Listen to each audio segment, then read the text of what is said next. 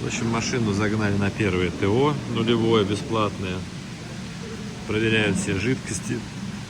Вот, и будут ставить подкапотную шумоизоляцию. Но она просится сюда, потому что реально какой-то звук. Очень консервные банки. Ну, считаю, что он проходит и на улицу. Ну и зимой будет хорошо, немножечко тепло подольше будет сохраняться. Машину отмыли. Вот. Чистенько стало опять. И вот что, значит, дилеры. Вот так они все зачехляют, чтобы, не дай бог, мне не испачкать.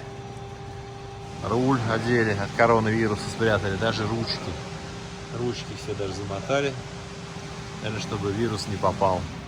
Вот этот девайс у них идет в подарок, как бы, да. Когда машину покупаешь, ну, как бы, условно в подарок, наверное, включена стоимость, но мне все равно, потому что я-то думаю, что подарок, и мне от этого очень хорошо.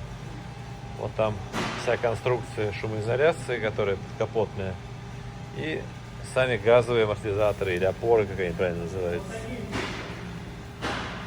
Выдали книжечку, которую сразу не дали при покупке машины, только с первым ТО нулевым. Вот сейчас получила ее. Ну, так и вот сначала вот так покрывают шумоизоляцию, проклеивают квадратики, а потом уже нахлобучат саму нахлобучку. Вот, обклеили все шумоизоляцией.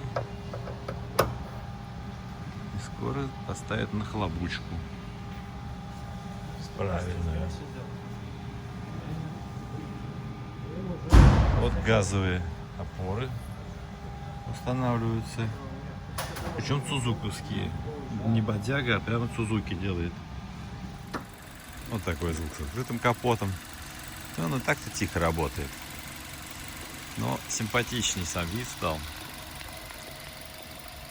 Потом, когда я знаю, что там еще шумоизоляция, как-то, ну, приятно. Почему? Снимаю звук с улицы.